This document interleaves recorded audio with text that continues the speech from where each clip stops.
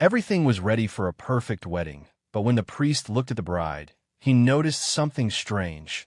The atmosphere in the church changed in an instant, and in a few seconds, the ceremony turned into a real nightmare. Subscribe and tell me in the comments where you're watching from. The old church stood proudly in the heart of the southern town, its towering steeple cast in long shadows as the afternoon sun streamed through the intricate stained glass windows.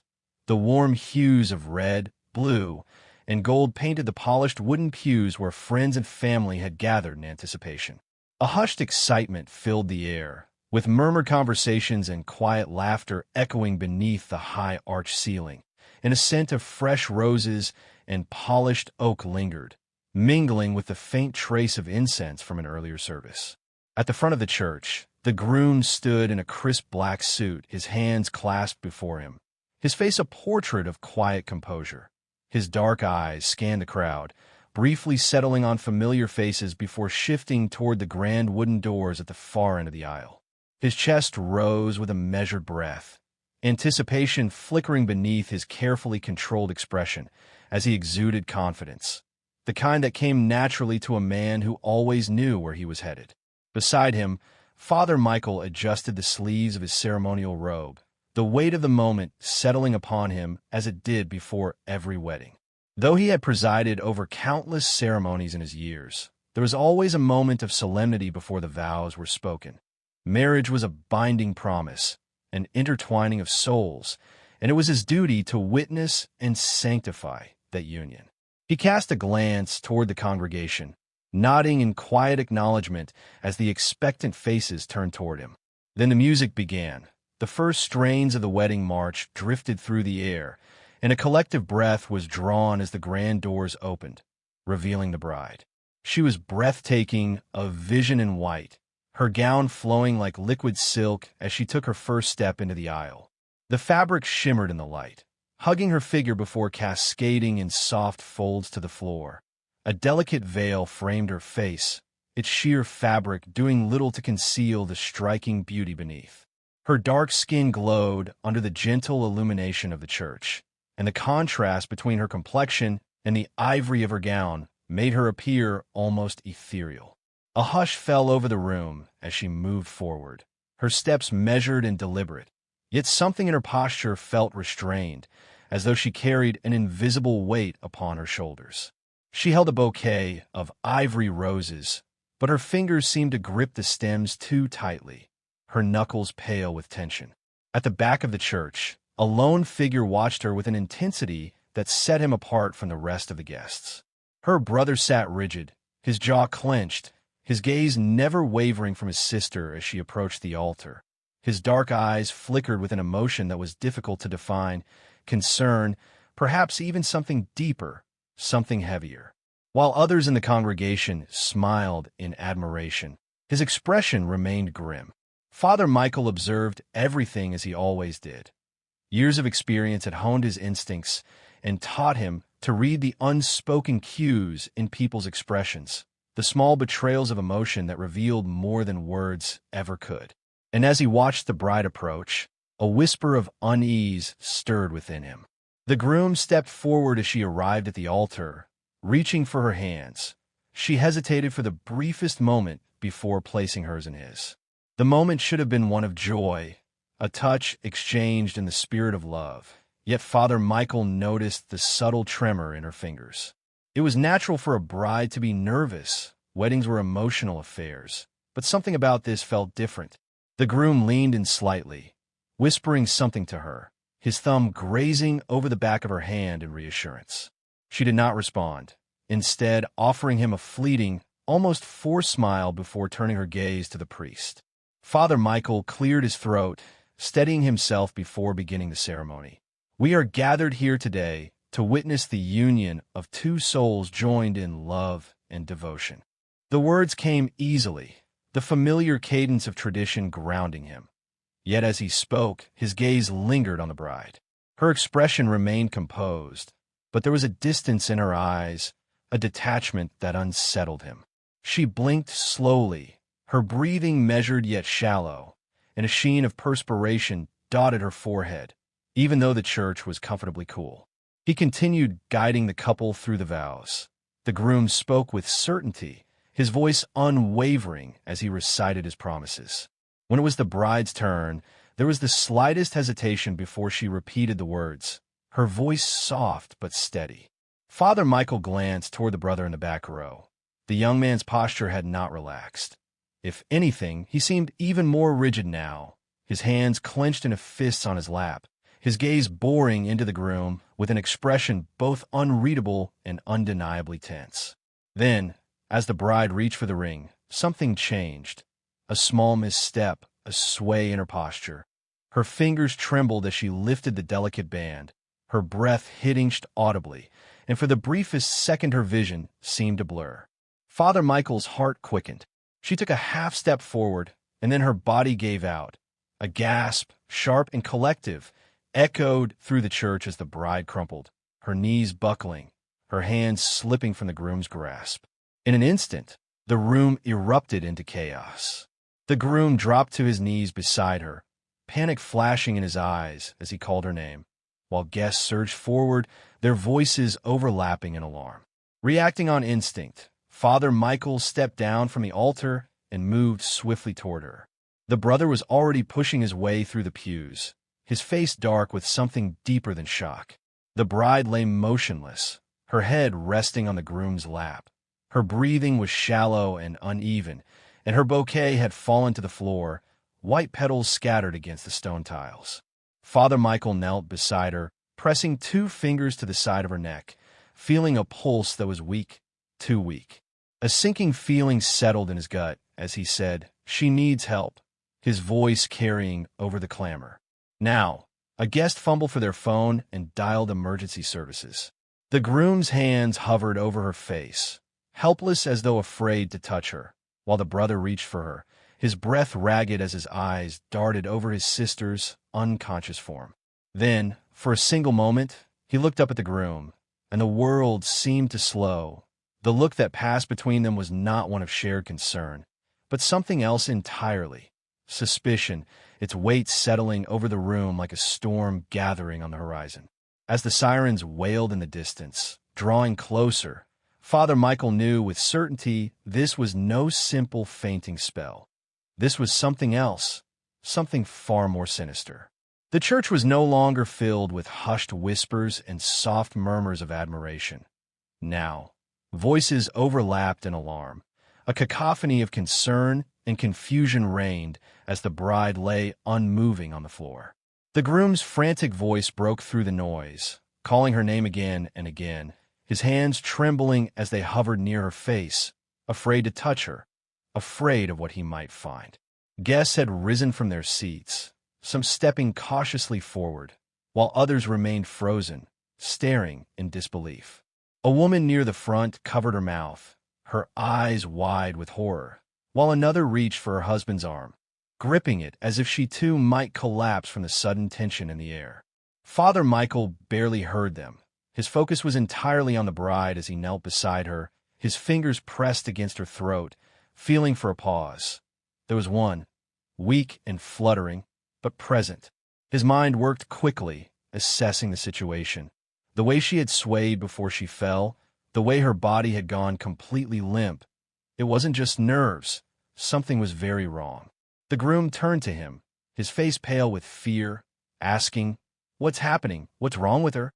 Father Michael didn't answer immediately. He glanced up at the brother, who stood rigid over them, his jaw clenched, his hands balled into fists at his sides, his eyes never leaving his sister.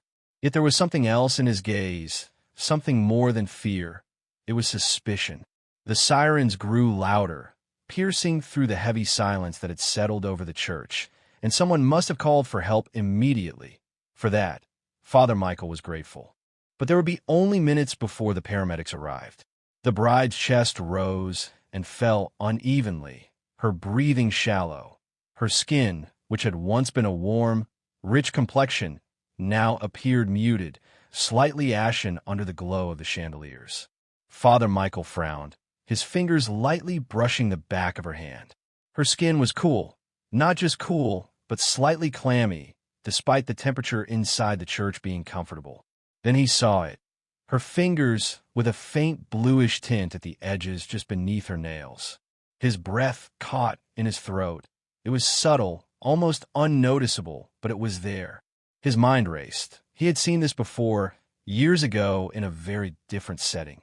His past training surfaced unbidden, memories rushing back of a time when he had been a young man working at a medical outreach program, where he had seen cases of oxygen deprivation, cases of poisoning, bodies shutting down slowly from substances they weren't meant to handle.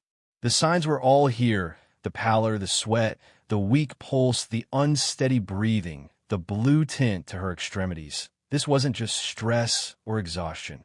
It was something else. He exhaled, steadying himself, and his voice, though quiet, cut through the noise. "She needs medical attention immediately. Get those doors open for the paramedics." The ushers jolted into action, rushing toward the grand wooden doors and pulling them wide. A rush of cooler air swept into the church, stirring the heavy tension that hung over the guests. The groom ran a hand through his hair, his panic mounting as he insisted. "She was fine this morning. I don't understand. Has she been feeling unwell?" Father Michael asked in a calm but firm tone. "Did she say anything about dizziness, nausea, trouble breathing?" The groom shook his head, yet there was hesitation in his expression, as if doubt was creeping in. He turned toward the brother, who was still watching them closely. When he spoke, his voice was low and measured. "She didn't say anything, but last night she seemed off." Father Michael's eyes flickered toward the brother.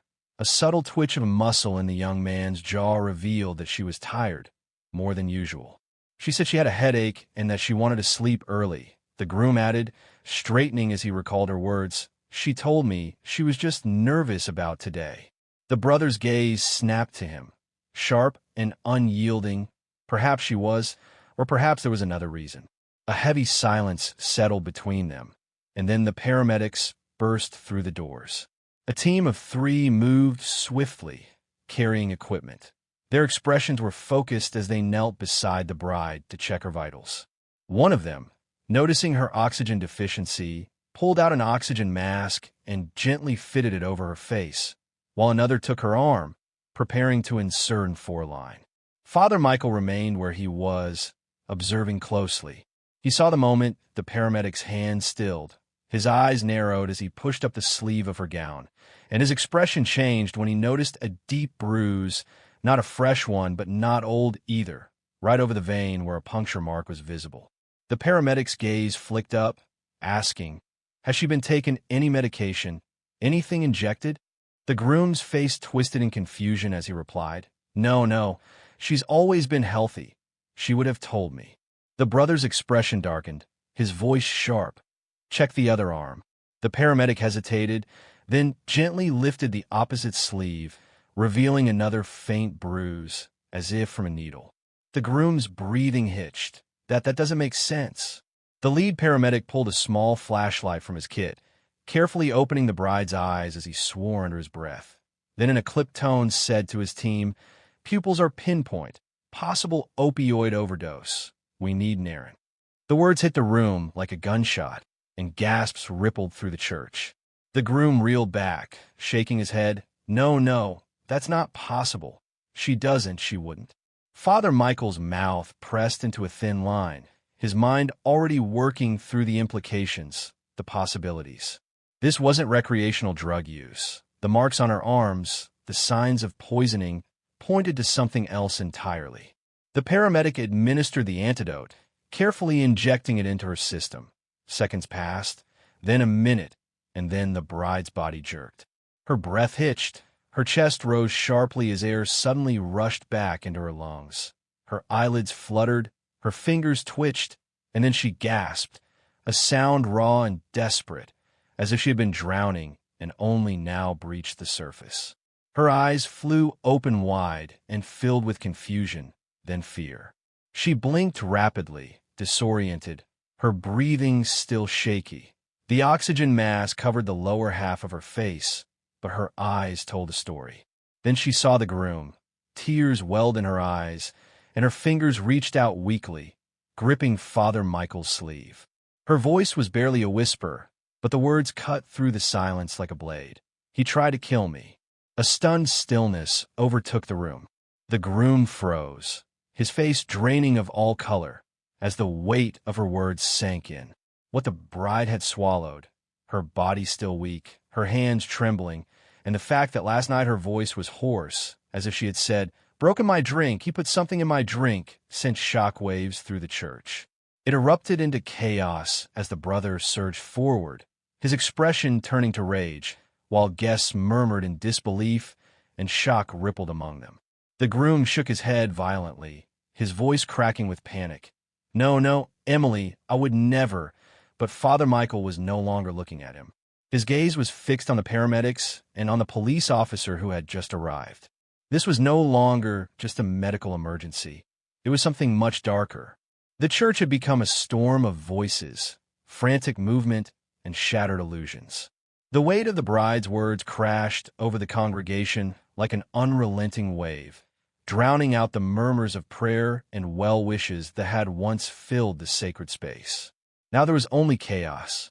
Father Michael had seen many things in his years, moments of joy, of sorrow, of deep reflection, but never had he stood at an altar where a bride, moments from marriage, accused the man she was meant to vow her life to have tried to take it away. The words still rang in his ears, their weight far heavier than the hushed gasps and whispers that followed. The groom, still kneeling beside her, was frozen, his face ashen, his eyes wide with a mixture of shock and desperation, his lips moving but no words coming. Then, as if a dam had broken, the protests poured out. "No, no, Emily, this isn't right. You're confused, you're sick, you don't know what you're saying." His hands trembled as they reached for her, but she flinched, pressing herself against the cold stone of the church floor. Her breath remained shallow despite the oxygen mask, and her brother was no longer in his seat. He had crossed the distance in a heartbeat, his towering form casting a long shadow over the groom. His hands were clenched at his sides, muscles coiled tight, barely holding back the rage radiating from him like a tangible force. His voice, when it came, was low, taut, barely restrained. "What did you do to her?" The groom turned, blinking rapidly and shaking his head in disbelief. I didn't. You drugged her."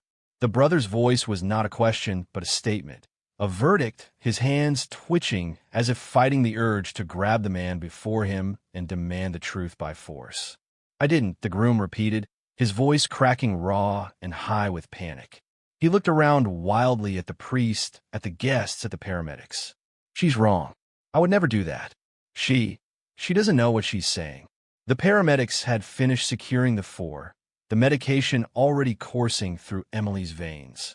One of them, a woman with a no-nonsense expression, checked the readings on a small monitor, stabilizing her, muttering to her colleague. But her voice was tight. Her gaze flickered over Emily's arms, her jaw setting at the sight of the faint bruises from the injection sites. She exchanged a glance with the officer, who had been watching the scene unfold with a scrutinizing stare. Father Michael stepped forward, his presence quiet but commanding. "I think we need to let the professionals do their job." His voice was level but firm. The officer moved in, gesturing for space, and said, "Sir, I'm going to need you to step away while we speak to her."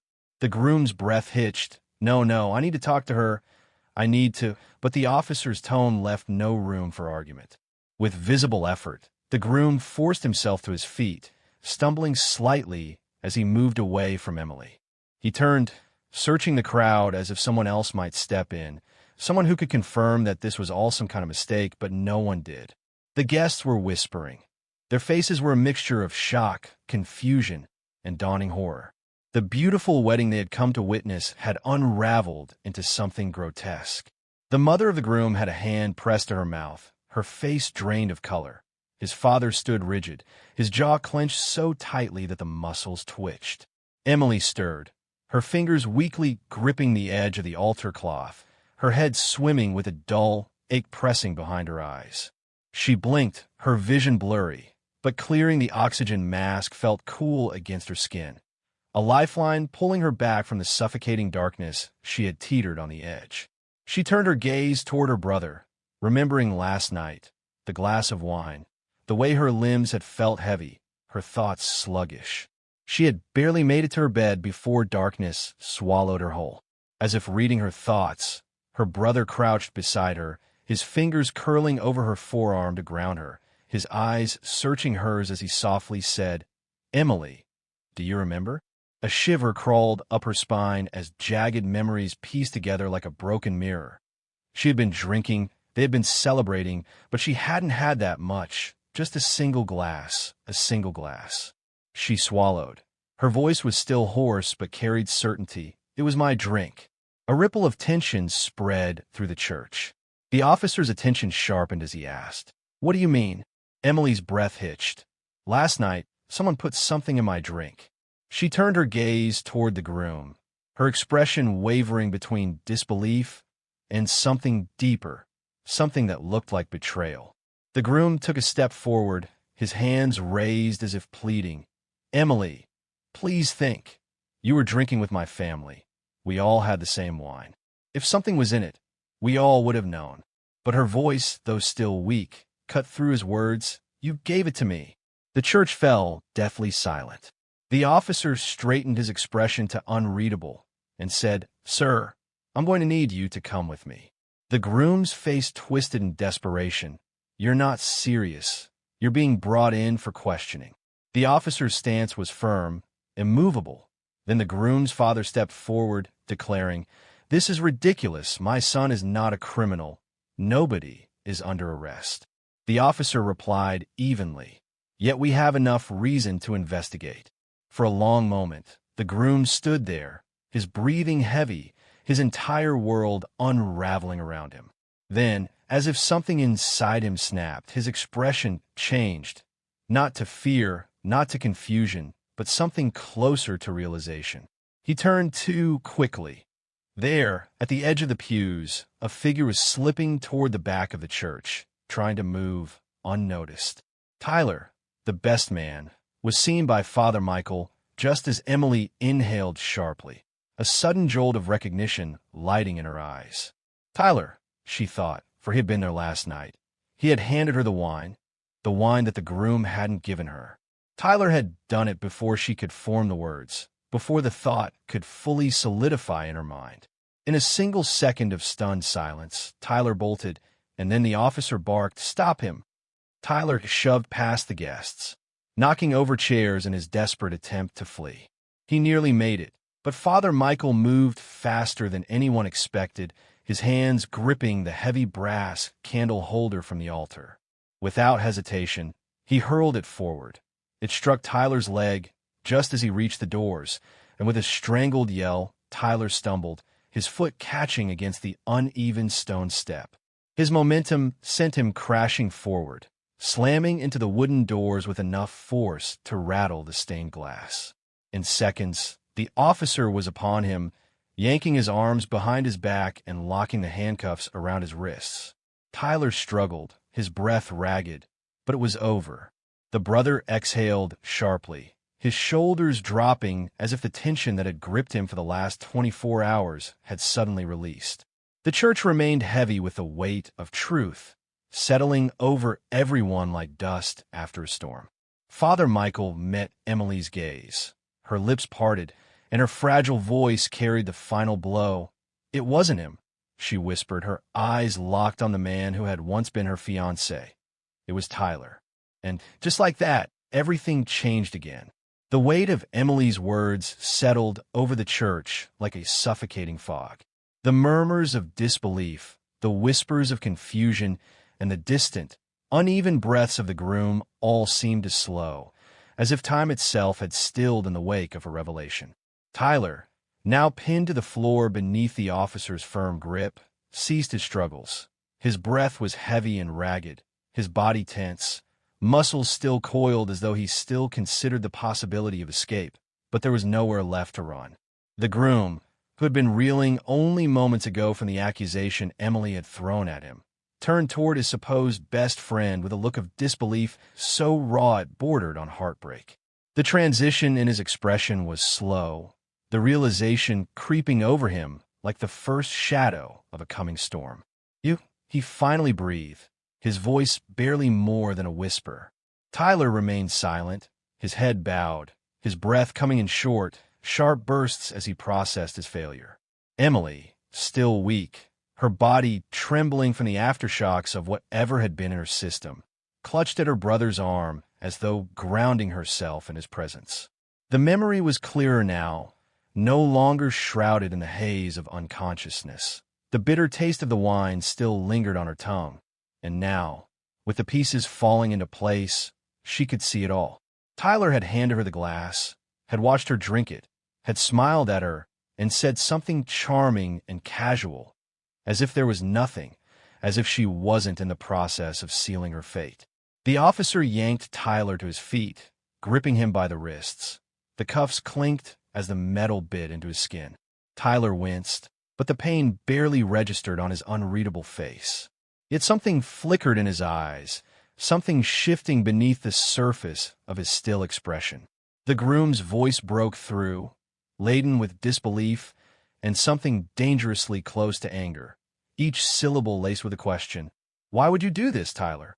Tyler lifted his head, his lips curling into something that almost resembled a smirk, but there was no humor in it. It was bitter and filled with something far uglier than remorse. His eyes met the groom's, and for the first time since his capture, he spoke. "You were never supposed to marry her." The words landed with the weight of a hammer, shattering the fragile remnants of any illusion that still clung to the room. Emily inhaled sharply, her fingers tightening around her brother's sleeve, as the groom's face twisted as if trying to process a language he had never heard before. The guests, still standing in shocked silence, barely dared to breathe. Father Michael, who had remained silent and observant, took a slow step forward, his gaze sharp with the awareness of a man who had witnessed too much in his lifetime to be truly surprised by human nature, yet who still found himself unsettled by the darkness it could hold. Tyler chuckled, shaking his head as though all of this were some kind of tragic joke. "You were too blind to see it," he said. Mark's gaze flickered to the groom, as sharp as a blade, too stupid to ask the right questions. Mark flinched at the words. "What the hell are you talking about?" Tyler exhaled long and slow when he spoke again, his voice quieter but no less cutting. "I was trying to protect you, Emily." Her stomach twisted at the thought of protection. As Mark took a step closer, his fists clenched at his sides. Tyler's gaze snapped toward Emily, and for the first time, there was something openly hostile in his eyes toward her. A cold shiver ran through her spine. The room was so thick with tension it felt suffocating. Mark's brows furrowed, confusion battling against his mounting anger. "What the hell are you saying?" Tyler scoffed. "You ever wonder why she never talked about her past? Why she never mentioned her family?" His head tilted slightly, his gaze never leaving Emily's face. "Did she ever tell you the whole truth, Mark?" The question struck like a bolt of lightning, cutting through the air with vicious precision. Mark hesitated. Emily felt the floor shift beneath her, a crack forming in the carefully constructed world she had built for herself. She knew what Tyler was doing. He was redirecting the attention, trying to twist the story to make Mark doubt her. But the problem was there was a grain of truth buried in his words. Mark turned toward her, something wary creeping into his gaze. "Emily," she said, her breath unsteady and her pulse uneven, as the walls of the church seemed to close in around her, the weight of countless eyes pressing against her skin. She swallowed hard, her lips parting, but for the first time, she didn't know what to say. Tyler smirked, sensing the shift, and said, "Her real name isn't Emily Miller." His voice was smooth, almost casual, but the malice underneath it was sharp enough to cut. "It's Rachel Carter." The air was sucked from the room as the guests erupted into whispers and gasps, breaking through the suffocating silence. Mark took a step back, as if she had physically struck him. His eyes, which had once held nothing but love and devotion, were now searching, weary. Father Michael's expression remained unreadable, though his gaze never left Emily. She felt her throat tighten, her body ached, and her mind screamed at her to fight, to deny it, but she couldn't because Tyler was right. Her real name was Rachel Carter. Mark's voice was hoarse as he asked, "Is that true?" She forced herself to look at him, her heart pounding, and whispered, "Yes." A single word shattered whatever illusion had been left. Mark's hands curled into fists, his jaw tightening. "Why the hell would you lie about something like that?" Tyler chuckled, his voice dripping with mockery. "Because she has something to hide." Emily's pulse pounded, and Mark shook his head. No, that doesn't make sense. Why would you change your name?" Emily exhaled shakily. Her past, the one she had spent years running from, was clawing its way to the surface. There was no point in trying to bury it any longer. She met Mark's gaze, her voice barely above a whisper. "Because I was engaged before." Tyler smirked. "Tell him the rest." Her hands trembling as he disappeared, and another round of shocked murmurs spread through the crowd. Mark's face was unreadable, and then Tyler leaned forward, his smirk widening and then vanishing without a trace. And the last person to see him, his eyes darkened, was her. The words settled over the church like a death sentence. Emily's vision blurred at the edges, her heartbeat thunderous in her ears.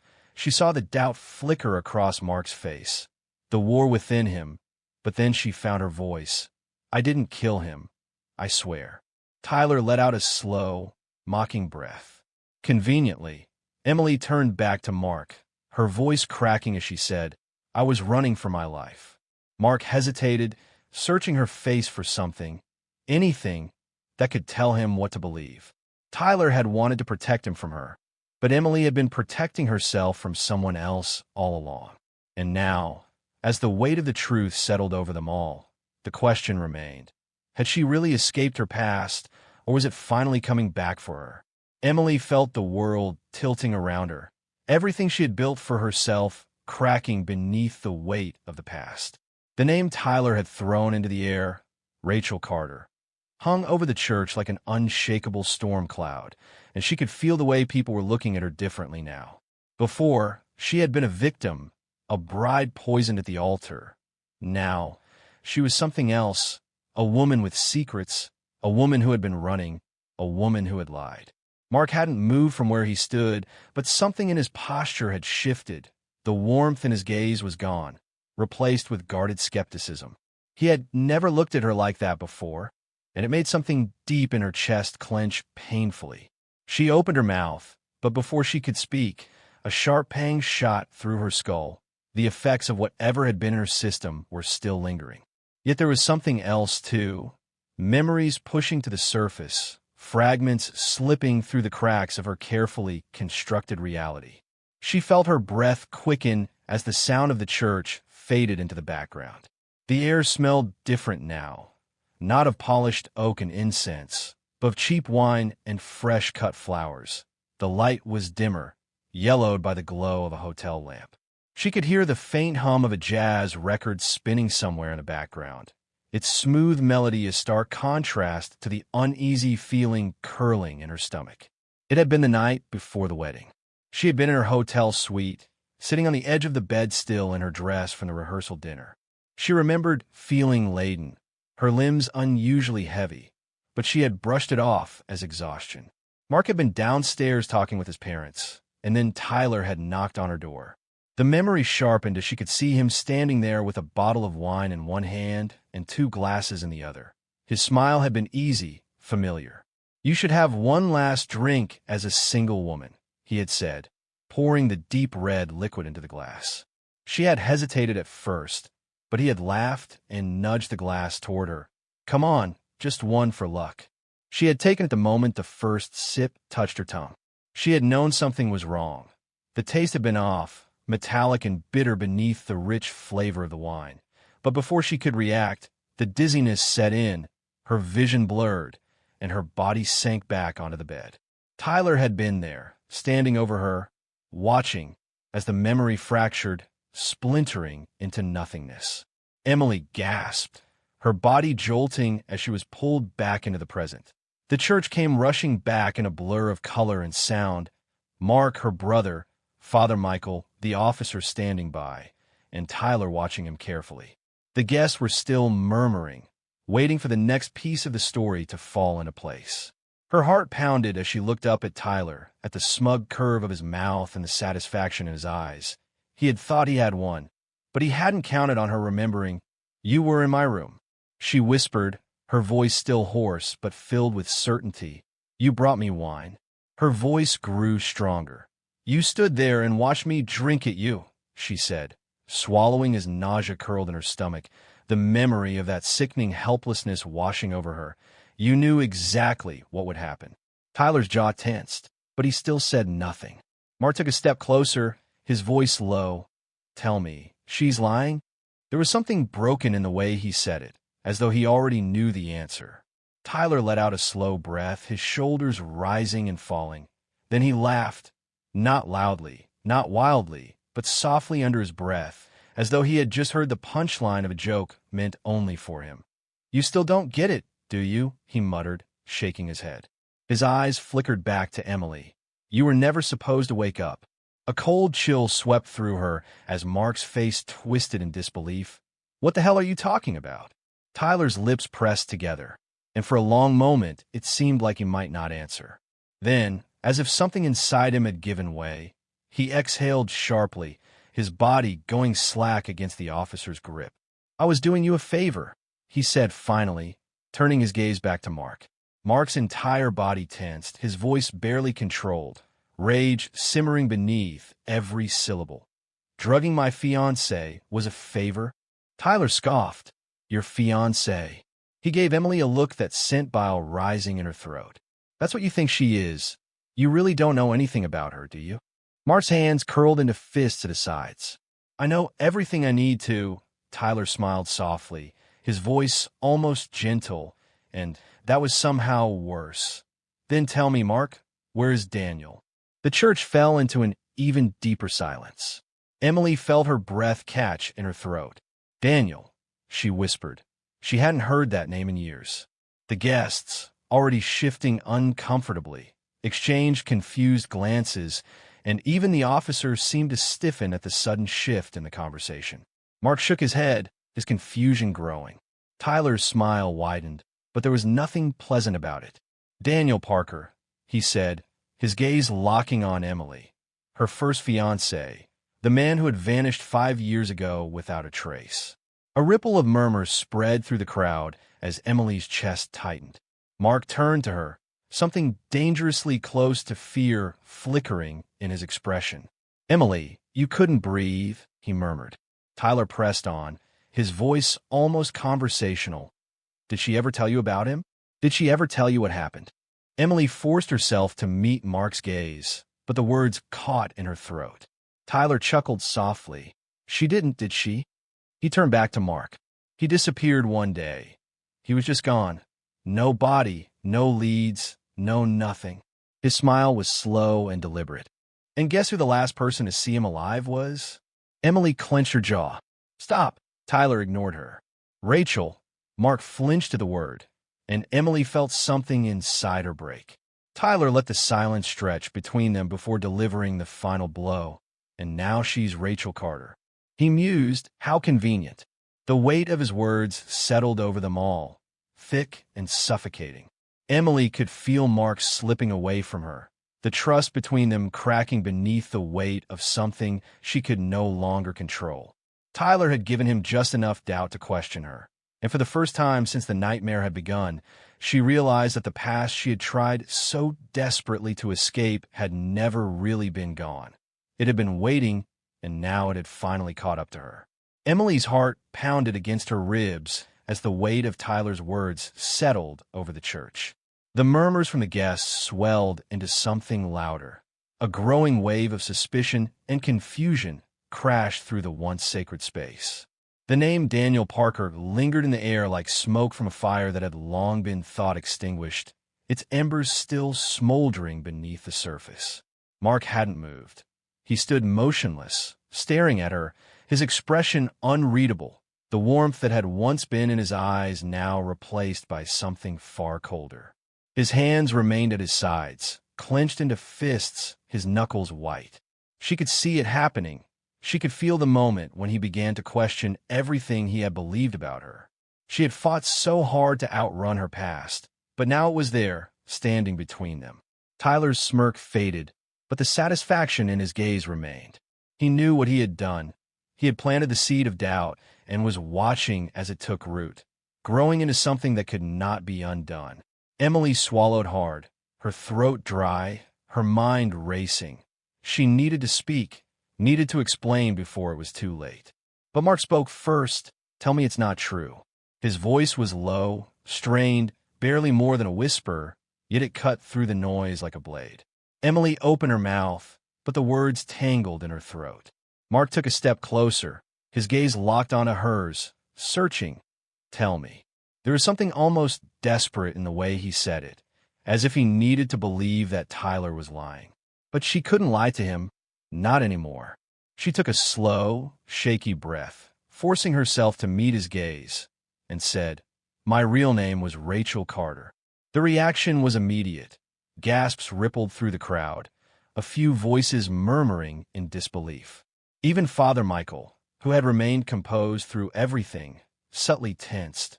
Mark's face paled, and for a moment, she thought he might step back, might physically recoil from her. But he didn't. Instead, his jaw clenched, his fist tightening at his sides. "And Daniel." Emily exhaled shakily, the weight of the past pressing down on her like a crushing force. "I was engaged to him," she admitted, 5 years ago." The words felt heavy in her mouth, each syllable a confession she had never wanted to make. Tyler let out a breathy laugh, shaking his head. "Now we're getting somewhere." Emily ignored him and focused on Mark, on the way his expression shifted, flickering between emotions so fast she couldn't place them. She forced herself to continue. Daniel wasn't the man people thought he was. He was controlling, dangerous. Her voice wavered, but she pushed through. "He didn't let me have friends. He didn't let me go anywhere without his permission. And when I finally tried to leave, he tried to kill me." There was a heavy, suffocating stillness that followed, different from the shocked murmurs or hushed gasps. A stillness pressing against the walls of the church. Mark's expression shifted, his brows furrowing as the anger in his posture faltered. Tyler, however, scoffed. "How convenient," muttering.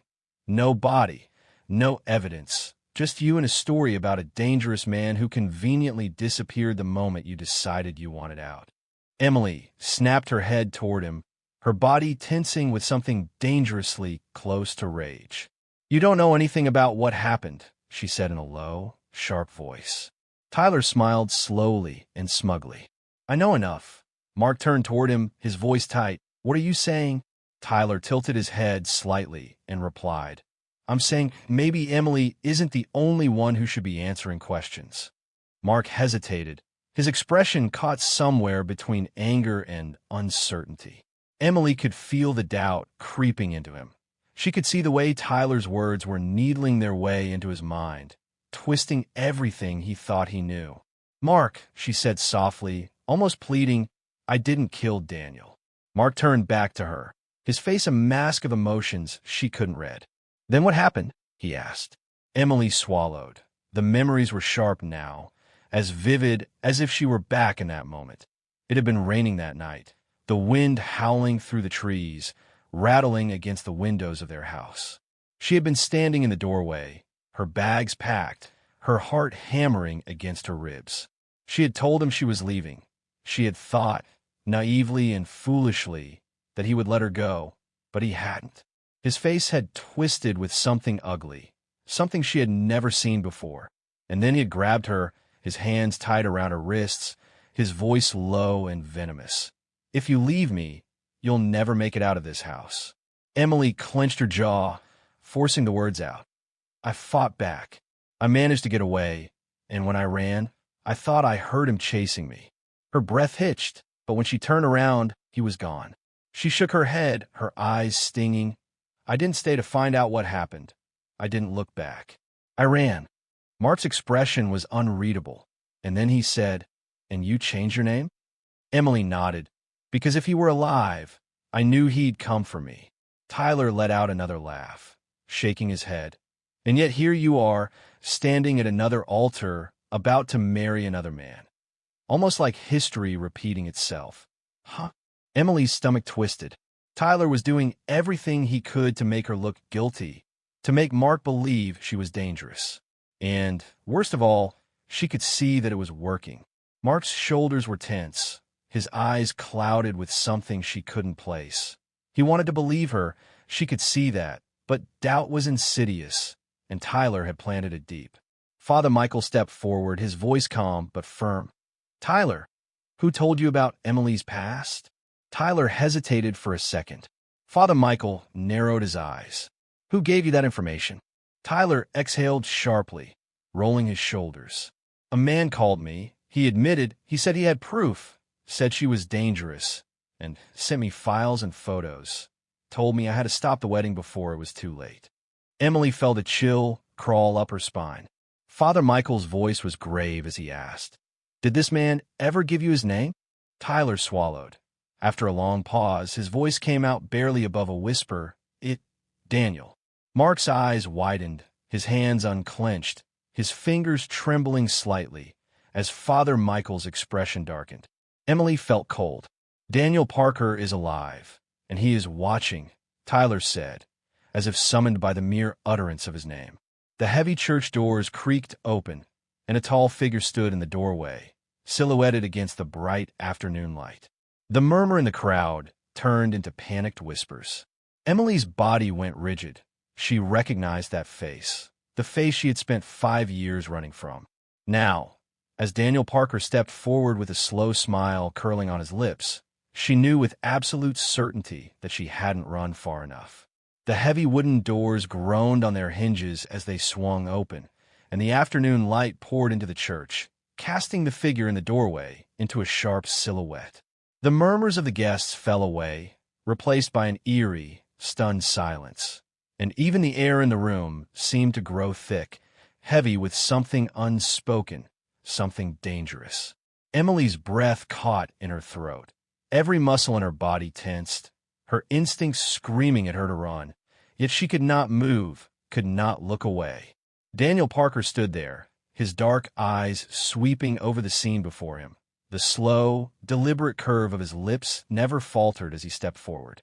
The click of his polished shoes on the stone floor was impossibly loud, his posture relaxed, casual, as if he were walking into a room full of old friends, rather than into the wedding of the woman who had once fled from him. The moment stretched long and unbearably, and Tyler's body went rigid, his entire demeanor shifting in an instant. A realization flickered across his face, followed by something that looked very much like horror. His mouth opened, but no words came out. Mark took a step back, his gaze darting between Emily and the man who had just entered.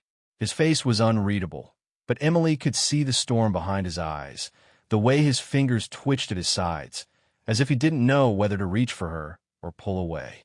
Father Michael remained still, yet Emily did not miss the way his jaw tightened, his sharp gaze taking in every detail of the man who had just walked through his church doors. The old priest had seen much in his lifetime, but this was different. This was something far darker. The police officer who had arrested Tyler shifted his stance, his hand subtly moving toward his holster, not quite drawing his weapon yet, but the tension in his body told of readiness. Daniel Parker smiled wider and said in a voice smooth as glass, carrying easily through the silent church, "I seem to have arrived at an interesting moment." Emily's stomach twisted at that voice. It was exactly as she remembered, warm on the surface, but with something rotten beneath. It was a voice that had once whispered promises to her in the dark, a voice that had spoken soft words of love before twisting them into something cruel. She forced herself to swallow, to find her voice, but when she spoke, it barely sounded like her own. "You're dead." Daniel Parker laughed, a rich, amused sound that sent a shiver down her spine. "Clearly not," he said, spreading his arms slightly, though she supposed she should be flattered. She could feel the weight of everyone's questions pressing down on her like a crushing force. She took a step back, shaking her head. No, I didn't kill you." Daniel Parker's smile never wavered, but his eyes darkened. "Didn't you?" The room seemed to shrink around her. Tyler, still standing beside the officer, let out a slow, uneven breath. He looked as if he had just been punched in the stomach. You, he breathed, and that single word was filled with so much disbelief, so much dawning horror, that it sent another wave of nausea rolling through Emily. Daniel Parker turned to Tyler, his tone imbued with something akin to amusement. Ah, Tyler, he nodded toward him, as if they were mere acquaintances rather than the man he had just manipulated into attempted murder. I must say I'm impressed. You followed instructions well. Tyler visibly swallowed. His face had gone pale. You set me up, he stammered. Daniel Parker tilted his head slightly and asked, Did I? His tone was light, conversational, as if discussing the weather, or as if Tyler had simply believed what he wanted to believe. Tyler's hands clenched into fists, his entire body trembling. You told me she was dangerous, that she was a liar, that she was trying to... His voice faltered as realization dawned like a slow-moving storm. You used me. Daniel Parker let out a soft chuckle. Oh, Tyler, he said, shaking his head.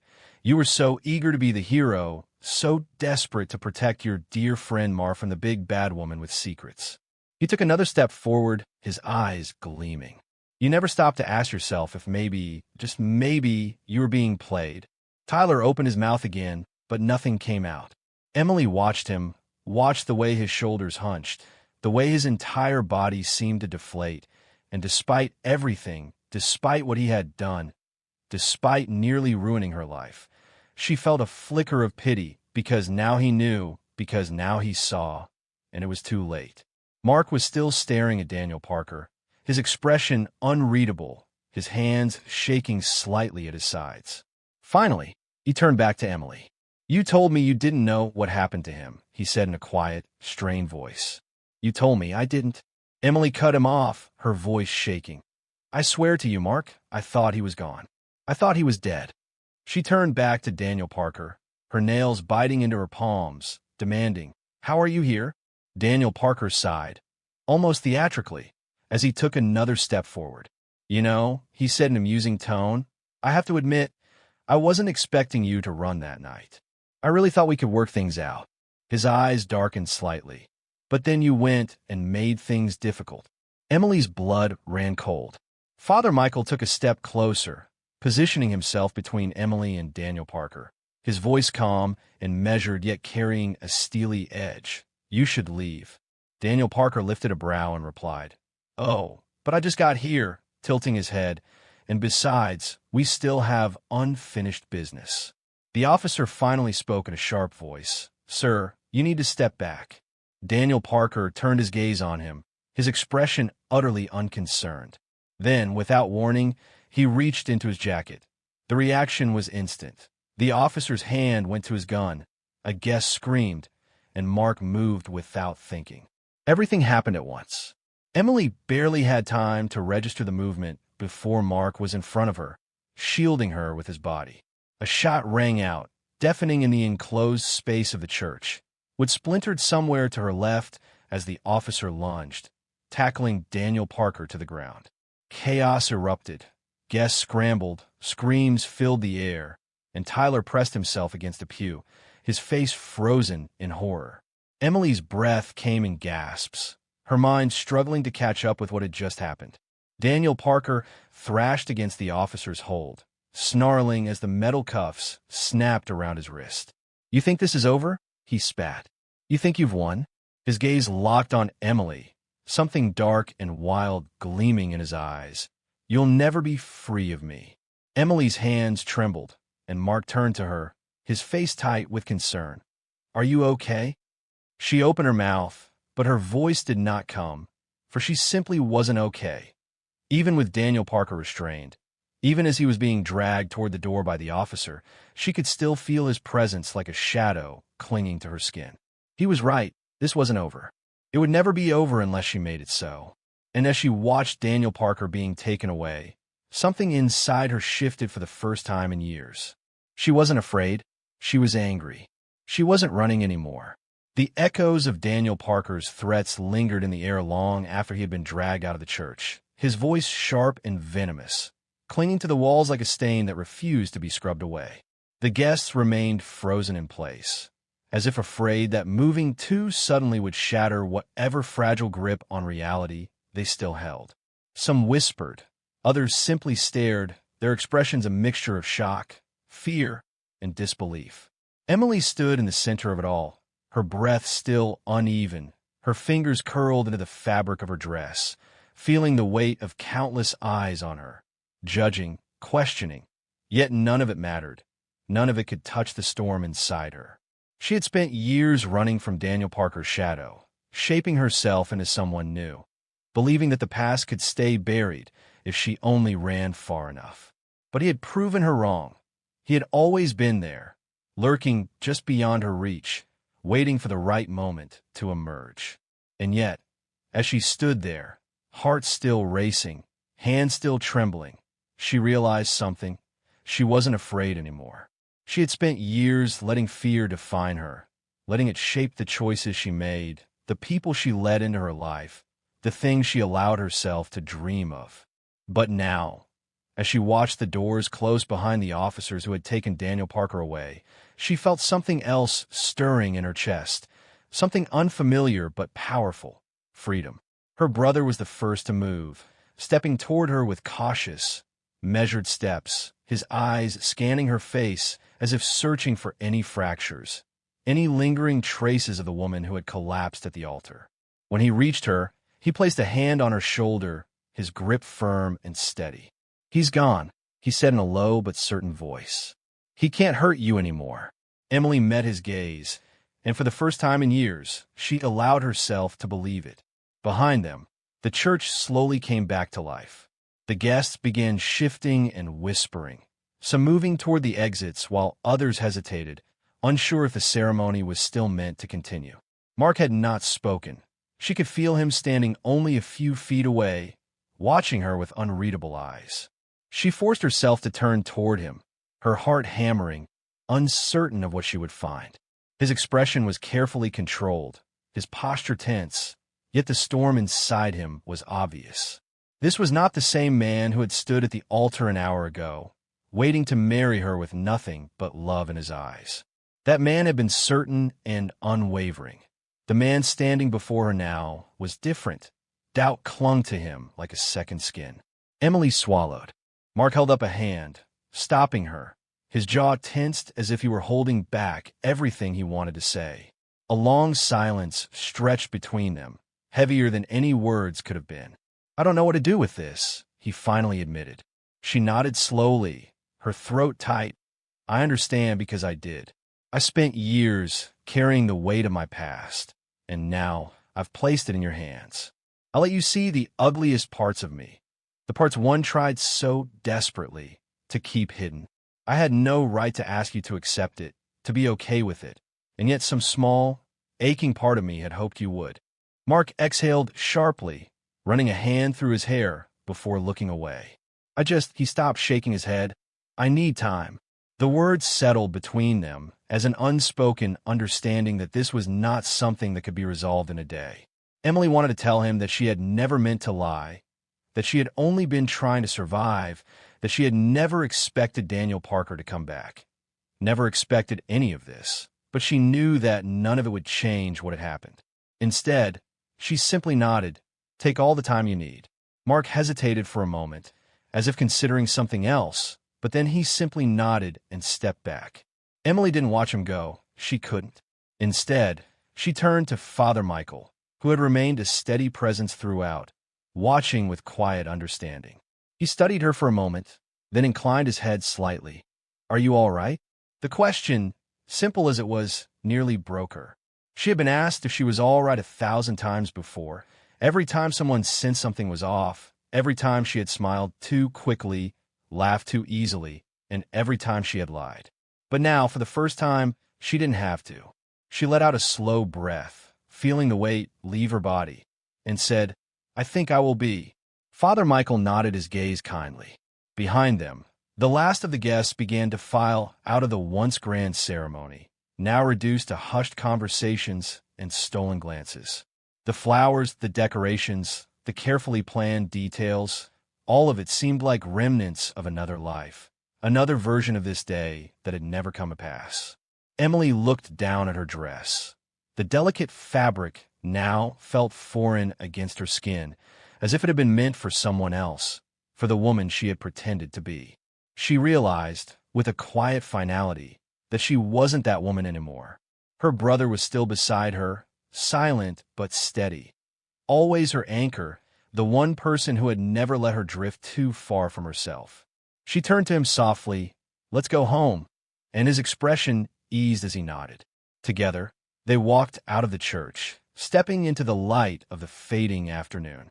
The sky above was vast and endless, stretching far beyond the limits of the town, beyond the past, beyond everything that had tried to hold her down. For the first time in years, Emily wasn't looking over her shoulder. She wasn't running. She was free. If you enjoyed this story, make sure to subscribe so you don't miss the next one, and check out more videos on the channel. Feel free to share this one with others.